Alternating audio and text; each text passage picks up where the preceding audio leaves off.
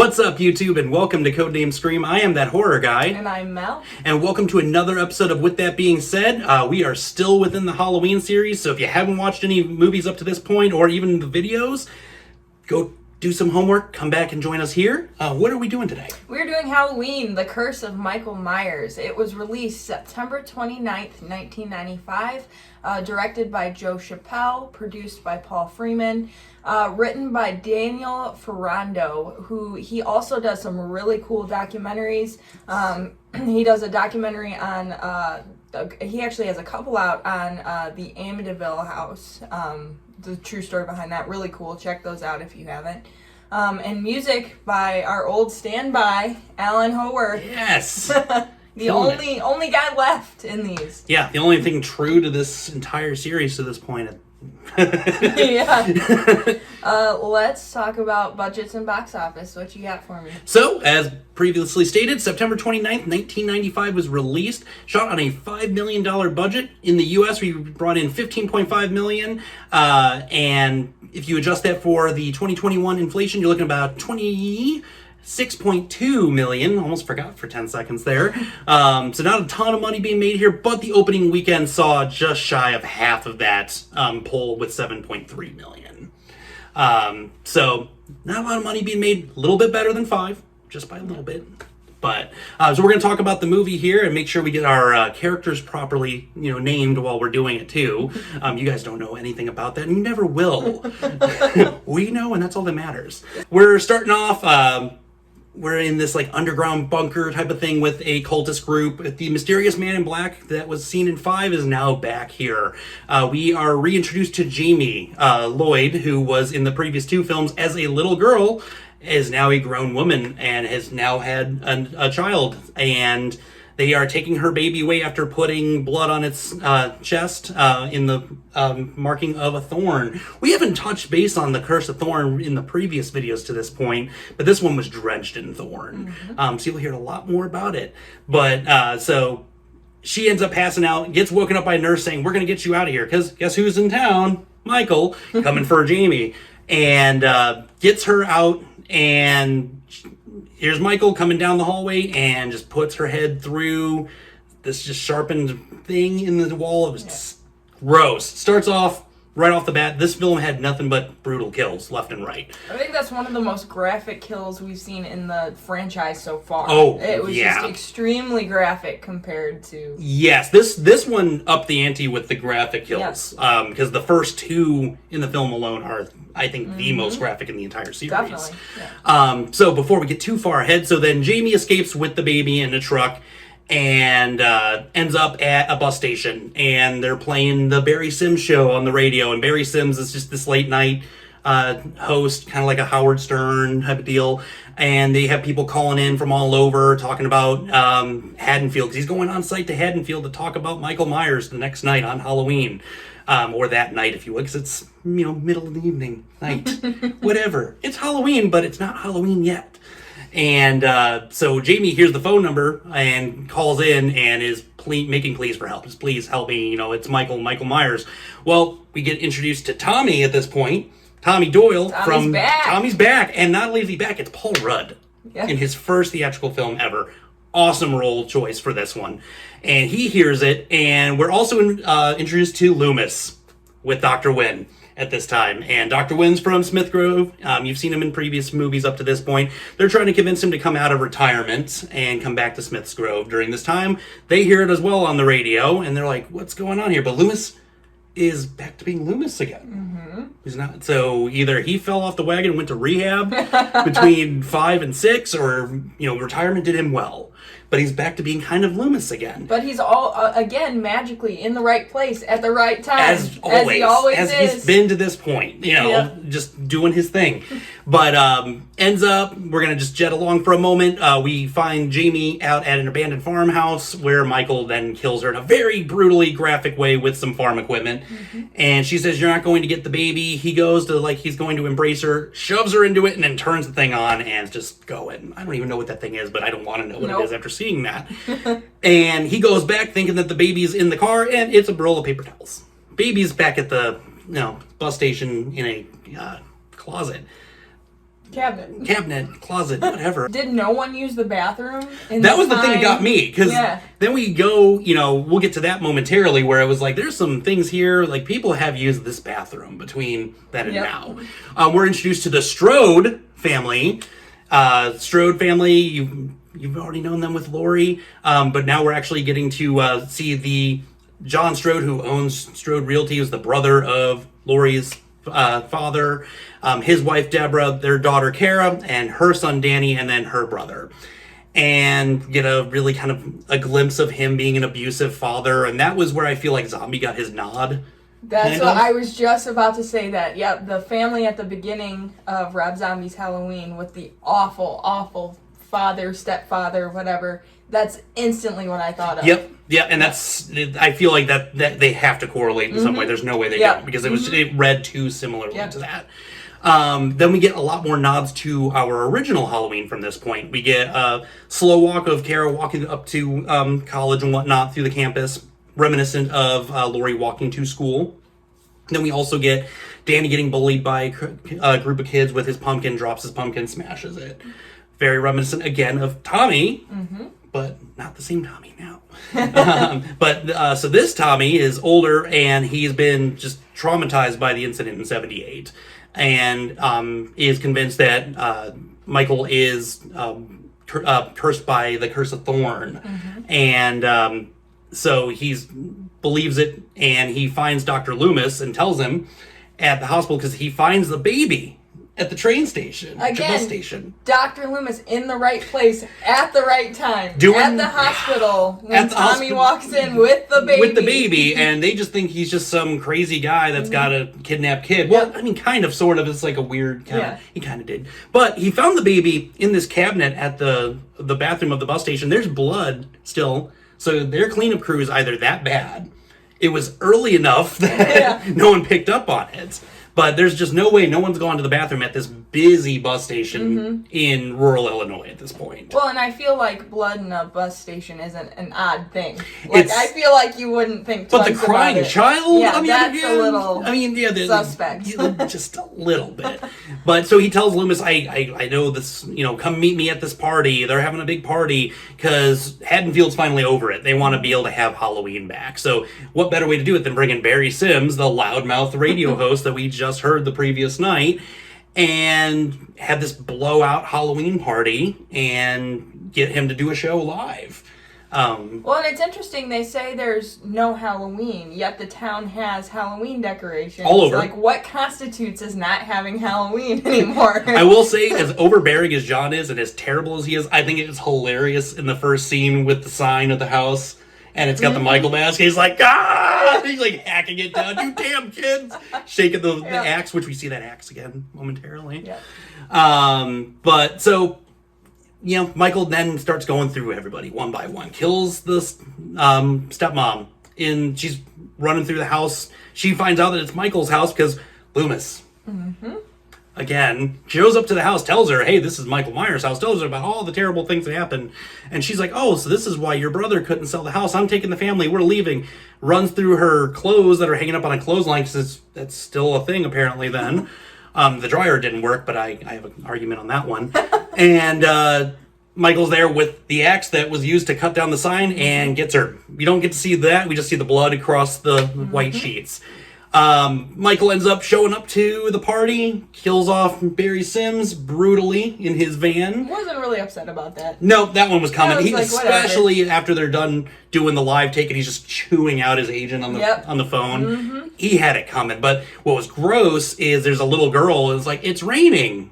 And she's under a tree and Tommy's there and he's like, what? And they see Barry's dead body up there, strung up, and then he falls down. So it's like, oh, and then who showed up? Loomis! Right on time as he was supposed to. But he actually was supposed to be there this time. And he even says, oh, he's back and whatnot. And then we dive into the storyline a little bit more with where Kara and her son is hearing voices telling him to kill people. During the debacle in the breakfast of the morning, he put a knife up to the stepfather's stomach at one point even.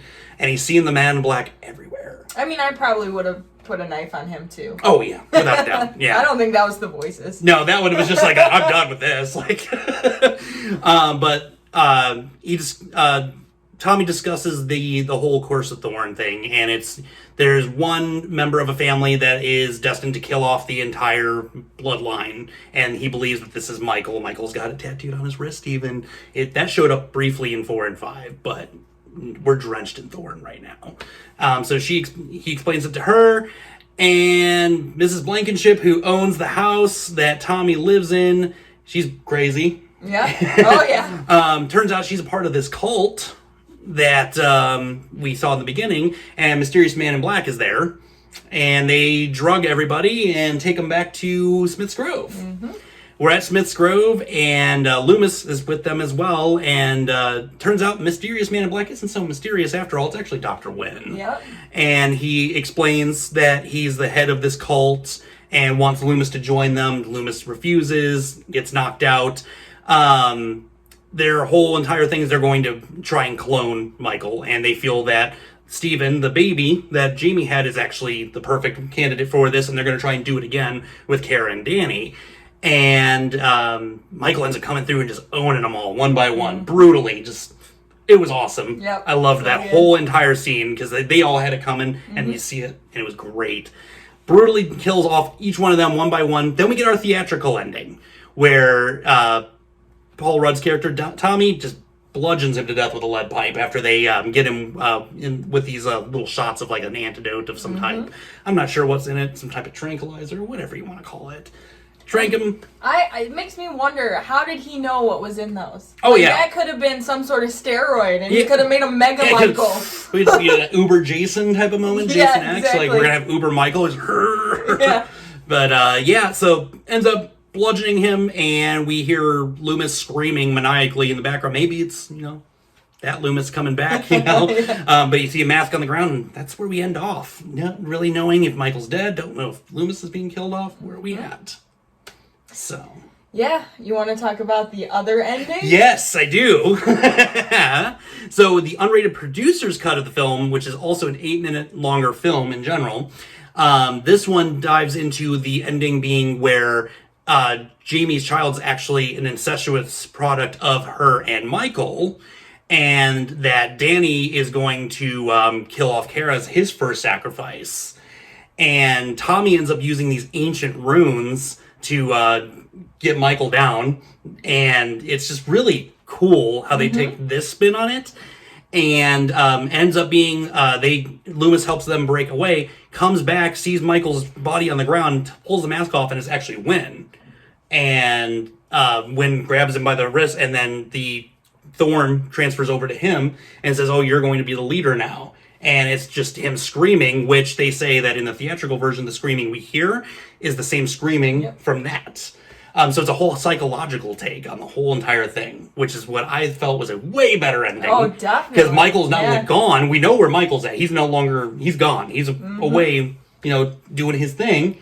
But we get the psychological aspect, which I thought was way cooler. Yep, definitely. Yeah, so it makes you wonder, because all of these films have different writers. Yes. So it makes you wonder, in the prior couple movies where you see that marking, what the intent behind that was. Yes. Because they carried it it started in 4, yep. right? So they had it in 4, they had it in 5. I thought in 5 they would kind of go into that. Not at all. Nope. But they kept the theme going, so it makes you wonder in this if that was the intent the whole time, or... Well, they recognized the 4 through 6 as the Thorn trilogy, so... Yes. Yeah. They had to have correlated in some way for that, so... But were the writers talking to the other writers? You never know. You had 11 days on 4, so they weren't talking to anyone but themselves. 5 was a complete debacle. Yeah. Maybe they ran into each other like, hey, I had this really great idea. You should take it and run with it. But I think that ending was superior, and instead it was only on the producer's cut. So if you haven't seen the producer's cut, arguably the better one to watch. And it's on YouTube. If you want to watch just that section, you can find the producer's cut on YouTube. Or just watch the producer's cut, because it's better. Yeah. Or that, too. So, what are some more fun facts? We've been kind of peppering them throughout. Yeah, so I'm going to start with one that I wasn't going to start with, but We were talking about how Paul Rudd is introduced in this as it's one of his first films, and he played Tommy. Well, they looked for the original Tommy. They couldn't find Tommy. Nope. No one knew where Tommy was. He wasn't an actor anymore. He didn't have anyone representing him. So they went with Paul Rudd, which I think was a great choice. I love Paul Rudd's Tommy. But yeah, Tommy was no longer... Couldn't find him. And the thing that's funny is, Paul Rudd, this is labeled as his first film, and that same year we got Clueless. Yep. So, and it's kind of like with Renee Zellweger back in Texas Chainsaw Massacre 4. They ran into that same thing where it's like, we're releasing a horror film, but then your blockbuster's right around the corner. Yeah. So. Something else, the sad part of this that we have to talk about. All fun aside, unfortunately. Yep, Donald Pleasance actually passed away after the filming of this movie. He died on February 2nd, 1995. It was just months before the movie was released, but in turn they dedicated the film to him, which was awesome. Yep, and that's why I was like, we can't poke too much fun at Loomis on this one, unfortunately. Well, he was more normal. He was more normal. He calmed it down. There was no more, no! No! None of that. It was a bittersweet ending, I felt like. Definitely. Yep. Some more fun facts. The original title of the film was super cheesy. It was Halloween 666, The Origin of Michael Myers. And actually the first trailer, if you can still find it, I didn't look to see if it's on anywhere. YouTube. Is it? Yeah. Okay. So it was titled this, and the original trailer had it as this. And the original film was actually going to be a straight-to-video type deal, but they eventually decided to release it in theaters. Scott Spiegel was originally offered to write the script, turned it down, but it was originally going to be Michael as a homeless man, which would have... I don't know about that. That would have been interesting. And there was also a rumor that Quentin Tarantino was going to be involved in the film. It was never confirmed if that was true or not, but that would have been crazy. Yeah, it was meant to be Michael and the mysterious man in black going through Route 66 on a killing spree was the whole premise. Oh, that would have been so cool! Yeah, so that would have been Tarantino at its finest right there. Definitely. Kind of like with Joe Dante not coming through on the previous Halloweens, this would be the version I would love to have seen. Definitely, yep. The title of the movie, The Curse of Michael Myers, it was originally a joke. Like, it was just something they wrote down to have a title because of their, cursed production. They titled it that, and then the higher-ups didn't really get the joke, and they loved the title, so they went with it. Right. Some other interesting things. So they reshot the last third of the movie.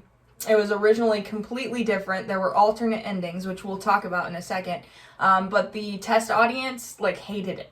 Okay. So they reshot the last third of the movie to be something completely different. So some of the alternate endings in the movie, so originally Loomis was going to be the big death. The big twist at the end.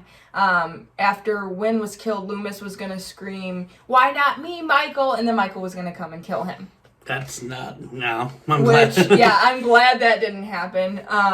This one was okay. So it would have been Loomis discovering Kara dead, and then Danny holding a bloody knife and the baby. That would have been a nice little nod back to 4. Yeah, that one I would have been okay with. Are you ready for the craziest one of all? All right, let's get it. So Wynn was going to get into a helicopter to escape Smith's Grove, which already has our great Sounds action like it smells like a budget ready to go. Yeah, so, and then he thought he had the baby, but he did not have the baby. He had a sack where Tommy had placed a bomb in it. And then he was going to go up into the helicopter. The bomb was going to go off. And kaboom, our great Michael Bay Halloween. Yeah, I was going to say the Michael Bay, the Michael Bay joint here. Yeah, so that was going to be... And that would have been more budget being blown, and the mask would have been worse. Yeah. Inevitably. This one was a little bit of a better mask. Yeah, definitely. Not by much, but a little bit better. It was tucked in. It was tucked in. Hair was a little bit on the crazy side. Oh, yeah. But... Sometimes when they'd show, the shadows of him, and his hair was just like... Yeah, it was pretty pretty ridiculous. But yeah, this one was, and like they did try to like blacken out the eyes a little bit on this one. That's why I was like, this one's a little bit better than the last two. Not good, but it's better. Yep. But we didn't blow our entire budget up, literally. Yeah. So I'm really glad we didn't get that. Because if we had another one with explosions, I was going to be just... So I take it you did like this, though. It seems like you This, do it. I've been waiting, so I don't tell her things anymore. Yeah. That's the fun of this. We kind of surprise each other, so you guys get a legitimate reaction out of us. This is actually my favorite sequel Okay. to all the films, besides, like, the most recent one. I would say, like, if you were to, the most recent one and the first one being my two favorites, but if you're looking at original films, this is my absolute favorite sequel. Okay. And really what did it for me was that producer's cut. Yep. Because at first I was like, okay, this isn't bad. It's, it was modern. It was very 90s.